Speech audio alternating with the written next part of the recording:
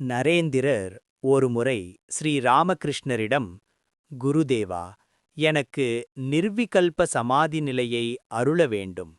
அந்த நிலையிலேயே நான் எப்போதும் இருக்க விரும்புகிறேன் என்று தனது ஆழ்ந்த ஆன்மீக வேட்கையை வெளிப்படுத்தினார்.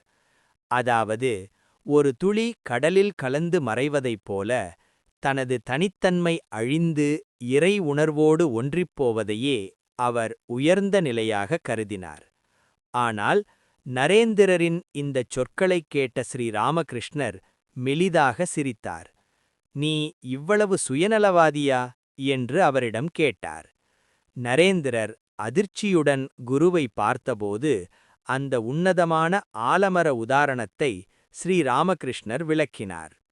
அப்பா நரேன், நீ வெறும் சமாதி நிலையில் மட்டும் ஆழ்ந்து கிடப்பதை நான் விரும்பவில்லை.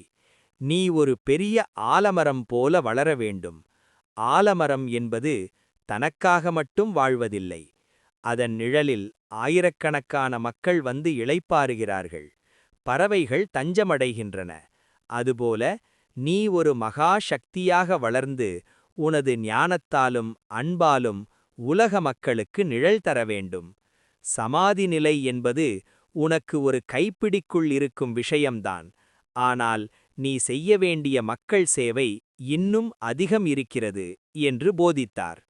மூலாதாரத்தில் ஒடுங்கும் விதை, அதாவது சமாதி நிலை, ஒரு கட்டத்தில் சகஸ்ரஹாரத்தில் விரிந்து ஒரு பெரிய ஆலமரமாக மாற வேண்டும் என்பதை ஸ்ரீ ராமகிருஷ்ணர் அன்று நரேந்திரருக்கு உணர்த்தினார்.